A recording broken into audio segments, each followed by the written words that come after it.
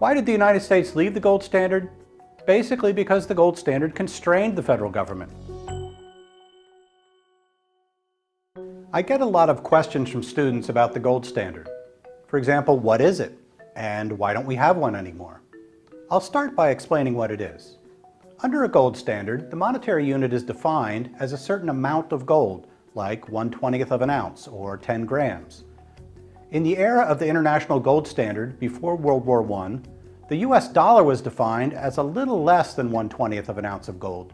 To be precise, 1 ounce of gold equaled $20.67. A silver standard follows the same idea.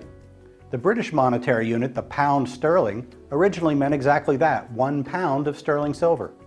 A gold standard can operate with or without government involvement in the minting of gold coins, the issuing of gold-backed paper currency, and the provision of gold-backed checking accounts. Historically, private mints and commercial banks were reliable providers of gold-denominated monies. Thanks to the banks, a gold standard doesn't mean that people have to carry around bags of gold coins. Anyone who finds paper currency and checking accounts more convenient can use those. But it does mean that if a person wants to redeem a bank's $20 bill or cash its $20 check, the bank is obliged to give him a $20 gold coin. The obligation to redeem for gold guarantees the gold value of all kinds of bank-issued money, and the purchasing power of gold was historically very stable. By contrast, under today's unbacked or fiat dollar standard, there is no value guarantee. If you take a $20 Federal Reserve note to a bank, all you can get for it is other Federal Reserve notes. The experience with fiat monies in various countries has ranged from mild inflation to terrible inflation. Why did the United States leave the gold standard? Basically because the gold standard constrained the federal government.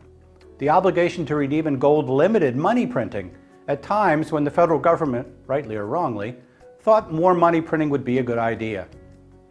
The United States went off the gold standard in two major steps.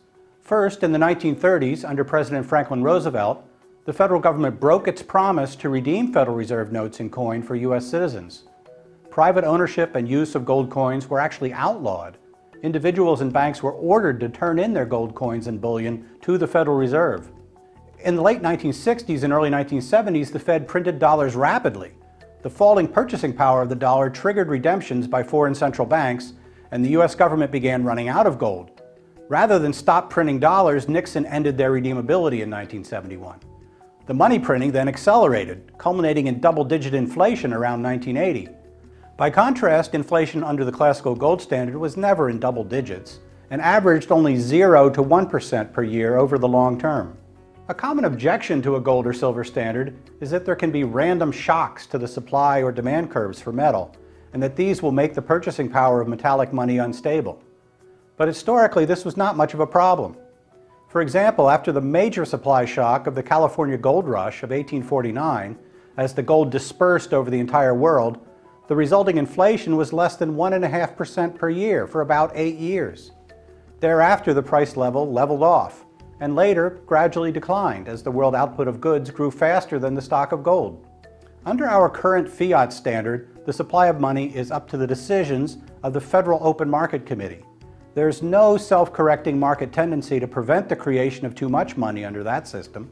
The fate of the dollar rests with a handful of political appointees. The practical question is, under which system are the quantity and purchasing power of money more stable?